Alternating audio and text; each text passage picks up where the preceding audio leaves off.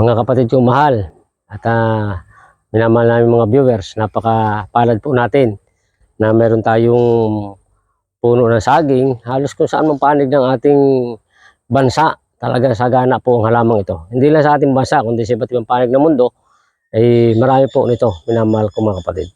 Ang Diyos ang nagdisenyo para maging pagkain po natin ang bunga nito mga kapatid. Maging hilaw na bunga ay napakalaking tulong para sa ating kalusugan. Ganon din na po ang hinog nito. Ito yung nagtataglay ng maraming vitamin A, maraming vitamin C at saka mga fiber na tumutulong para labanan ng mga sakit. Mayaman din ito sa natural sugar at natural carbohydrates. Pag ito po yung ating kinain, pwede nating ipalit bilang kapalit ng kanin. Kung tayo walang bigas, kung tayo maging pansaing, meron din lang tayong saging, ay hindi po nakakaalangan na gamitin itong pampalit. Pero sa halamang gamot, minamahal ko mga kapatid, ang saging po ito napakahalaga. Ang bunga po nito, ito na aking pinagbiyak-biyak mga kapatid. Ito ay napakagaling para mismo sa ating puso. Napakagaling din sa ating bituka. At napakagaling sa ating dugo. Alam niyo po ba na itong pinakabulaklak ng saging, ito po yung pinakabulaklak ay nasa loob ng puso. Ito po yung pag inyong nilaga, yung mga pali-palito na yan na parang madidilaw, o medyo madilaw ang kulay, na parang pali-palito.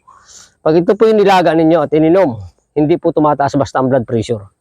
Hindi rin tumataas lalong-lalo na ang mga blood sugar ng mga diabetes patient. Talagang tumutulong po ito, mga kapatid. Kaya pag ito ininom ninyo, hindi basta tumataas ang blood cholesterol level.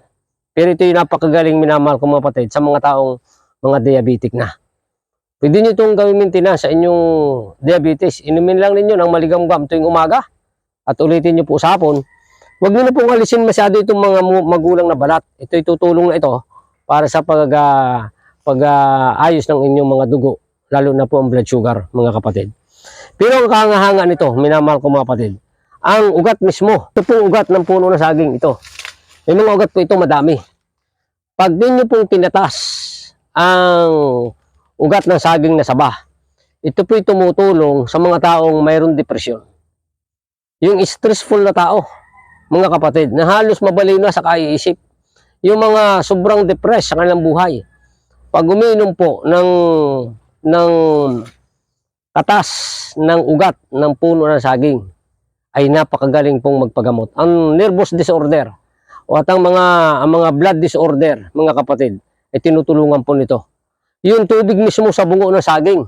Pag pinutol po ninyo ito sa pag-iitan ng bungo at saka ng katawan, at talagyan nyo ng balon sa gitna, pagkatapos ay kukunin yung tubig nito, ito po ay tumutulong para sa mga dugo na hindi maayos.